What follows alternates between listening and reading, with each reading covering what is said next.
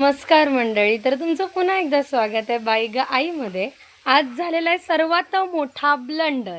आज आहे आईंचा बर्थडे आणि हे महाशय त्यांचा बर्थडे विसरलेले आहेत. त्या बाबतीत आईंची प्रतिक्रिया आपण बघूया. आई जरा इकडे चेहरा दाखवा, जरा इकडे.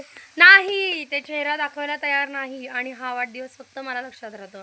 यावर्षी चुकून त्यांना पण लक्षात आहे, बट स्टील एवढा मोठा ब्लंडर केल्यानंतर बाबा काय करतील हे आपण पुढे बघायचं आहे. आईंना त्यांनी अजिबात विश केलेलं नाही, अजिबात काही बोललं नाही. आईंच्या फ्रेंडच्या मुलीने आईंना विश केलं. आणि ॲज युजल मी प्रत्येक वर्षी आईंना आहे त्या दिवशी विश करत नाही, मी गिफ्ट आणल्यानंतर विश करते. सो आज स्कूलला गेल्यानंतर स्कूलला गेल्यानंतर तिकडनं पुढे जाऊन मी गिफ्ट घेणार होते, बट आईंनी सकाळीच लक्षात करून दिलं. सो आता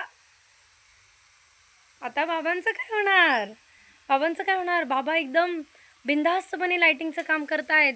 बट ये तूफान के पहले की शांती है, तूफान के पहले की शांती. ध्यान रखना. स्टे ट्यून विथ बाई ग आई. चॅनलला सबस्क्राईब करा, म्हणजे तुम्हाला कळेल की काय झालं, नेमकी कोणता अपघात झाला किंवा सगळं व्यवस्थित गेलं. आजचा दिवस आपण पहिला व्लॉग आपला आईंच्या वाढदिवसानिमित्त सुरू करणार आहोत. त्याच्यामुळेच आज मी फर्स्ट लॉट टाकणार होते आणि आज मी बॅनर वगैरे सगळं तयार करायच्या ह्याच्यामध्ये होते. बट आईने सकाळी सकाळी सांगून टाकलं. मी म्हटलं थोडं सरप्राईज तर होतात. नाही, बघा त्यांनी असं पटकन सांगून, माझा बड्डे तुम्हाला लक्षात आहे. थांबायचं का नाही थोडा वेळ? मला माहीत होतं का नाही, थांबतच नाही. बघूया आपण काय होतं.